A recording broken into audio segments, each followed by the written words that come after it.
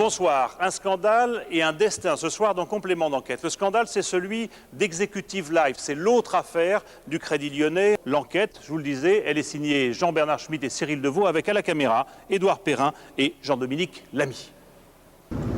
Sur les traces de François Pinault, notre enquête débute sur les routes de Bretagne.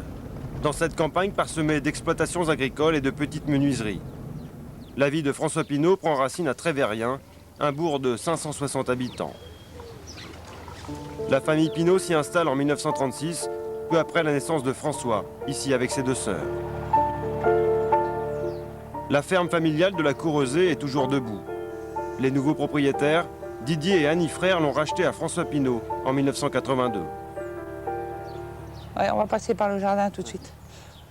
Voilà, vous avez l'étable et là-bas, vous avez l'écurie. En 70 ans, Vous me suivez. presque rien n'a changé. Oui, alors ici, c'est l'étable où on donnait à manger et à boire aux petits veaux, et éventuellement du blé moulu à l'époque. Quelle trace laissera-t-il à Trévérien, le village de son enfance? Pour le maire, qu'il a connu tout jeune, François Pinault reste un enfant du pays et un mécène qui finance régulièrement du nouveau matériel pour l'école, du mobilier aux ordinateurs. Et pourquoi il a tenu à offrir le mobilier de la classe et les ordinateurs? C'est sa petite école où il a posé ses fonds de culotte, là, tout petit. Alors il a ça en souvenir, il n'est pas oublié. La famille de Michel Thébault possédait la deuxième scierie du village.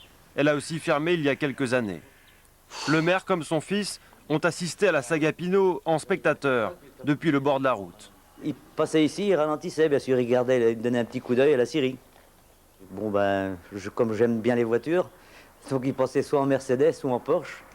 Et quelquefois, il venait en hélicoptère aussi dans le bourg de Trévérien. Et maintenant, alors de voir ce qu'il est devenu, ça vous inspire quoi? Ça nous dépasse, de toute façon. Hein. Bah, ça prouve une grande réussite, c'est vrai. Mais bon, famille Pinault, c'est vrai que ce sont des gens qui n'ont pas peur. Hein.